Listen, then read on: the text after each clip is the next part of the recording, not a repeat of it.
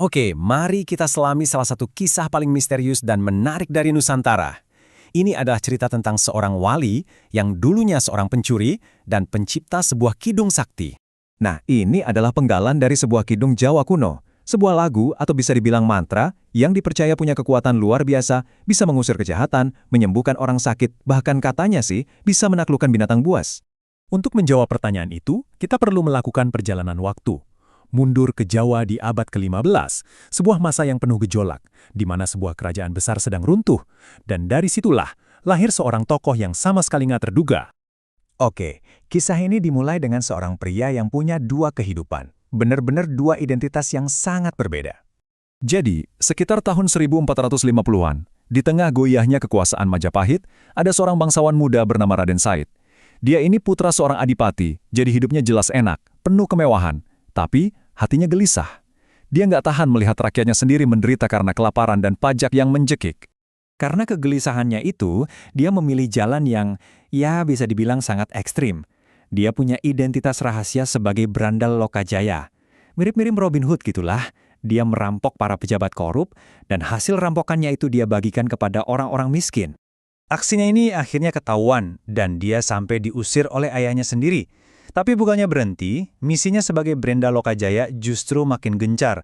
Nah, di tengah kehidupannya sebagai seorang bandit inilah, takdir mempertemukannya dengan seseorang yang akan mengubah hidupnya selamanya. Pertemuan penting inilah yang kemudian membawanya ke sebuah ujian yang sangat berat di tepi sungai. Sebuah momen yang benar-benar akan mendefinisikan ulang siapa dirinya. Jadi, begini ceritanya. Di sebuah hutan, Raden Said mencoba merampok seorang kakek tua yang membawa tongkat emas. Ternyata orang tua ini bukan orang sembarangan. Beliau adalah Sunan Bonang, seorang wali yang sangat dihormati. Bukannya marah, Sunan Bonang malah memberinya pelajaran. Tujuan baik kalau caranya salah, ya tetap salah.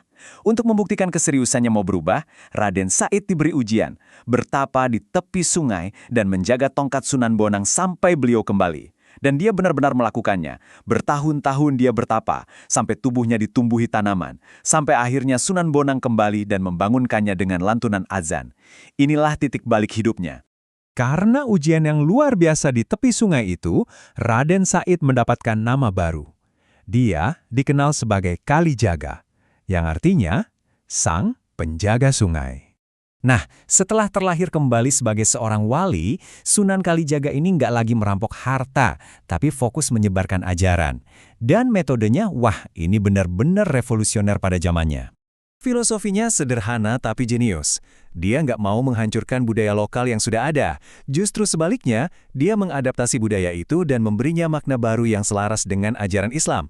Dia menggunakan media-media yang sangat populer di kalangan masyarakat Jawa, seperti pertunjukan wayang, alunan musik gamelan, dan kidung atau lagu-lagu puitis. Pendekatan Sunan Kalijaga ini sering disebut sebagai pendekatan abangan. Ini sangat kontras dengan pendekatan beberapa wali lain yang disebut putihan. Kalau kelompok putihan berpendapat bahwa Islam itu harus murni, dan tradisi lokal yang nggak sesuai ya harus dihapus. Tapi Sunan Kalijaga melihatnya beda. Bagi dia, budaya itu bukan penghalang, tapi justru jembatan untuk menyampaikan pesan. Oke, sekarang ayo kita kembali ke kidung misterius yang kita dengar di awal tadi, yaitu Kidung Rumekso Ing Wengi.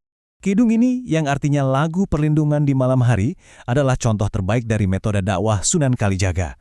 Ini adalah sebuah mahakarya, di mana sebuah mantra Jawa yang sangat kuat ditenun dengan begitu halusnya dengan ajaran-ajaran Islam.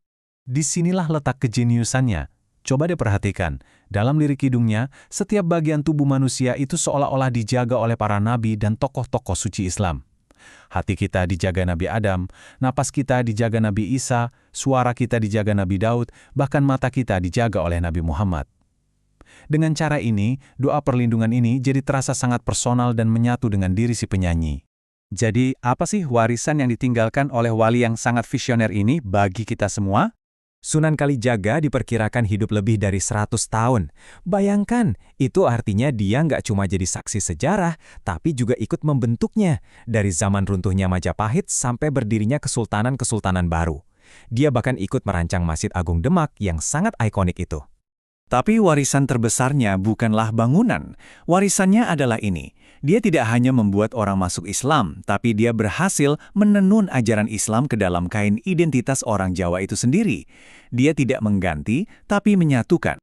Pada akhirnya, kisah Sunan Kalijaga ini meninggalkan kita dengan sebuah pertanyaan yang sangat relevan hingga hari ini. Apakah sebuah keyakinan yang universal bisa menyatu dengan budaya lokal tanpa harus menghancurkannya? Kisah hidupnya seolah memberikan jawaban yang kuat. Ya, itu sangat mungkin.